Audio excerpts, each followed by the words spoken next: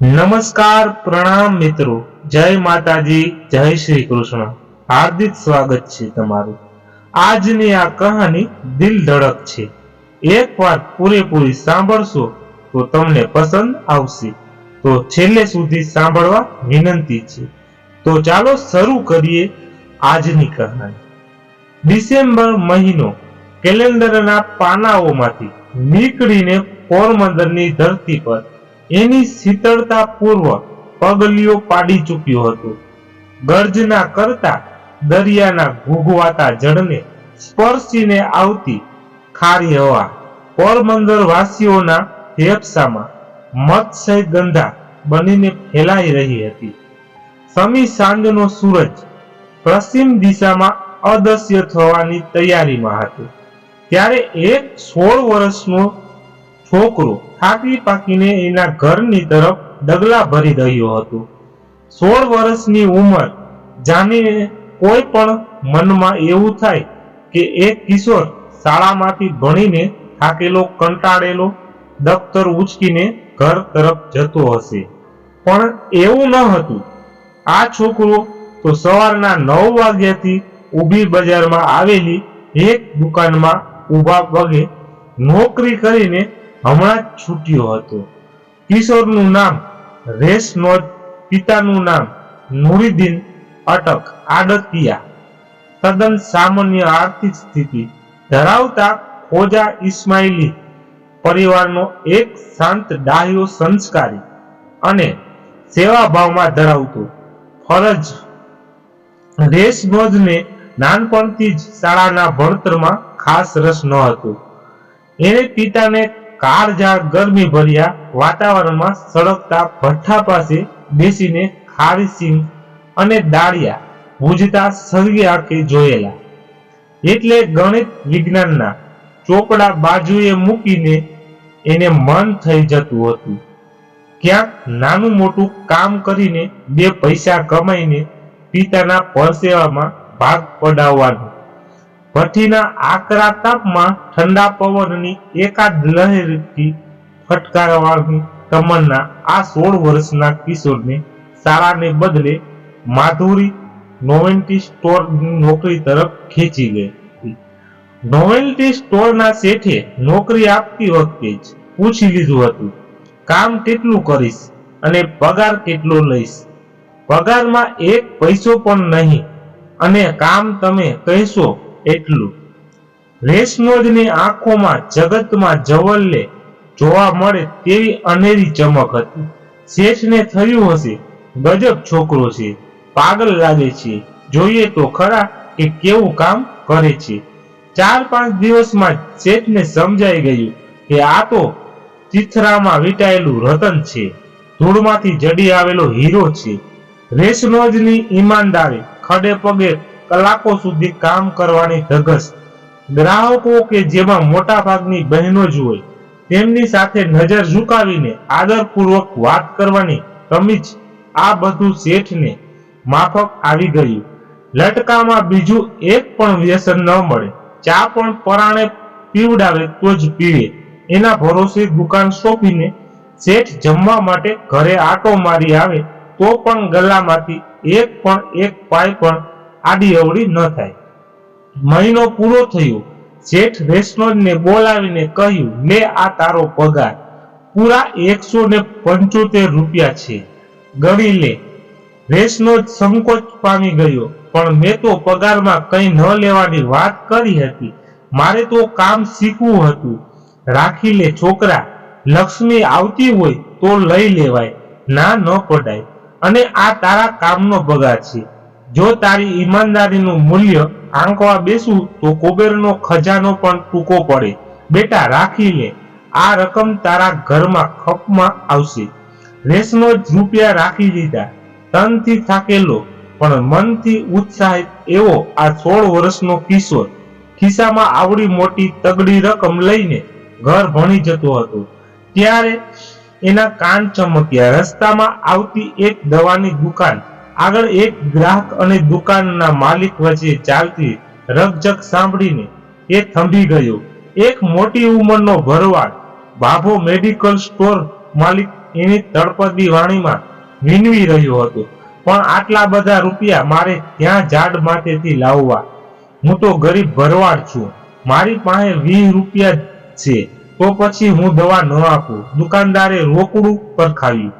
કેમ ન આપું? તમે તે માણસ છો કે મારો એકનો એક જુવાન દીકરો મરવા પડ્યો છે. ડાક્ટરે આ દવાની ચીઠી લખી આપી, હું લેવા આવ્યો છું, ને તમે ના પાડો એ કેમ હાલે? રેસનો દવી ગયો, એનાથી રહેવાયું નહીં. એને નજીક જઈને દુકાનદારને પૂછ્યું, ભાઈ શું વાત છે? દુકાનદાર રેસનોને ઓળખી ગયો. તું તો બાબુભાઈ સિંગવાળાનો દીકરો ને? જા ભાઈ જા, આમાં તારું કામ નથી. પણ મને કહો તો ખરા કે વાત ક્યાં અટકી છે? રેસનો જીદ પર આવી ગયો. આ બાબો એના દીકરા માટે દવાઓ ખરીદવા આવ્યો છે. દવાનું બિલ થાય છે 130 રૂપિયા જેટલું. ડોસા પાસે માત્ર 20 રૂપિયા છે. હું કેવી રીતે માલ આપું? એને દુકાનદારનો જવાબ સાંભળીને રેસનો જ આઘાત પામી ગયો. જે ચીજ આ ગરીબ ડોસાના દીકરા માટે જીવન રક્ષક દવા હતી, તે જ ચીજ આ વેપારીને મન કમાણી માટેનો માલ હતી. વારે કુદરત, આ દુનિયા સાવ આવી જ છે કે એને બદલાવી ન શકાય? કોણ બદલી શકે? કેવી રીતે બદલી શકે? 16 વર્ષની કુમળી વયે દિમાગમાં બીજું તો શું ઉગે? કાચી કાચી સમજણ ઉગી અને સાવ પાકી કરુણા જન્મી. ફટ દેતાકને છોકરાનો હાથ ખિસ્સામાં ગયો. જટ દઈને બહાર આવ્યો. પૂરો પગાર દુકાનદારના હાથમાં મૂકી દીધો. શેઠ પૂરા 175 છે. આ દાદાની પાસે 20 રૂપિયા છે. બાકીના ખૂટતા રૂપિયા આમાંથી લઈ લો અને એમને દવાઓ આપી દો. દુકાનદારની આંખો પહોળી થઈ ગઈ.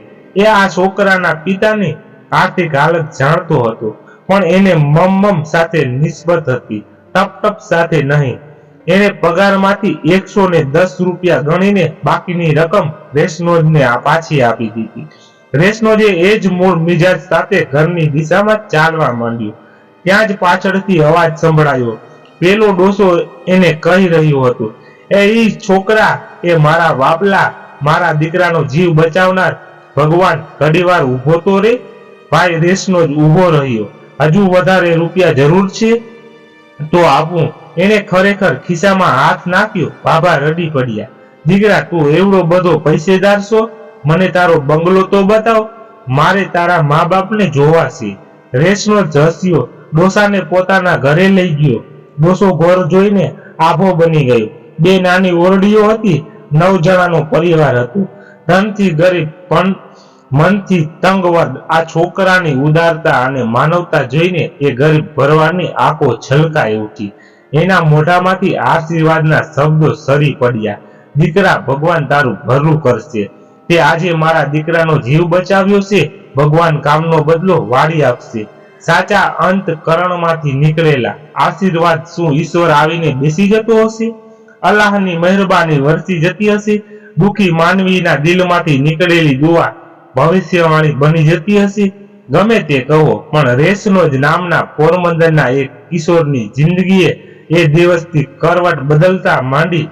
આ ઘટના 1985ના નવેમ્બર મહિનાની ઘટી હતી. એ પછીના ગણતરીના જ દિવસો મહિનાઓ બાદ રેસનોજના કિસ્મત આડેનું પાંદડું ખસી ગયું હતું. ખસ્યું તો એવું ખસ્યું કે આજ દિન સુધી પાછું ક્યાંય જોવા મળ્યું નથી.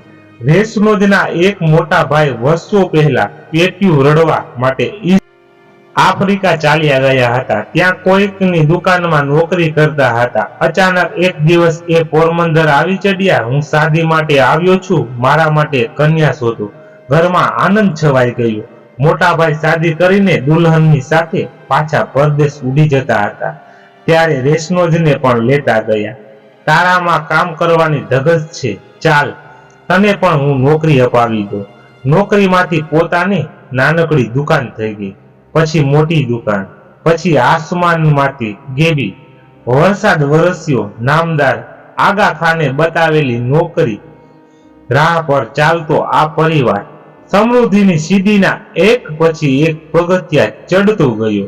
એક દિવસ એક ધર્મગુરુએ રેસનોજને સલાહ આપી, તારું નામ બદલી નાખ. રેસનોજ શબ્દનો કોઈ અર્થ નીકળતો નથી. હું સૂચવું છું, તારું નામ રિઝવાન રાખી લે. બળકતાને બારે મેઘ તારા માટે ખાંગા થઈને વરસી પડશે. આજે રિઝવાન આડતિયા ઈસ્ટ આફ્રિકા ઉદ્યોગ જગતના સૌથી મોટું માથું અને સૌથી જાણીતું નામ ગણાય છે. મોઝામ્બિક, લુમ્બાસી, કોંગો ઉપરાંત બધા મળીને 11 દેશોના ફેલાયેલા 150 જેટલા ડિપાર્ટમેન્ટ સ્ટોરના તેઓ માલિક છે. આડતિયા બધુઓ બીજા પણ અનેક બિઝનેસ ધરાવે છે. રિઝવાનભાઈ સમૃદ્ધિના શિખર ઉપર બેઠા પછી પણ તેને જરૂરતમંદોને ભૂલ્યા નથી. આવા જ એક ગરીબના મુખેથી નીકળેલી દુઆએ તો તેમને આ શિખર સુધી પહોંચાડી દીધા છે. આ વાતને યાદ રાખીને તાજેતરમાં જ એમણે રિઝવાન આડતિયા ફાઉન્ડેશનની સ્થાપના કરી છે. ભારતના 100 ગામોને આગામી 15 વર્ષે માટે દત્તક લેવાનું જાહેર કર્યું છે.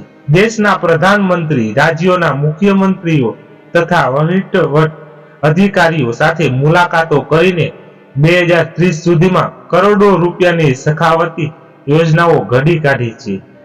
રિઝવાનભાઈએ જેટલા વિનમ્ર ધનપત્રી ગૂગલ ઉપર શોધવા જઈએ તો પણ બીજો ન જડે. સમાજને તેમનો એક જ સંદેશ છે, તમારી જે કંઈ કમાણી હોય તેમાંથી 10-20% રકમ ગરીબોને આપતા રહો.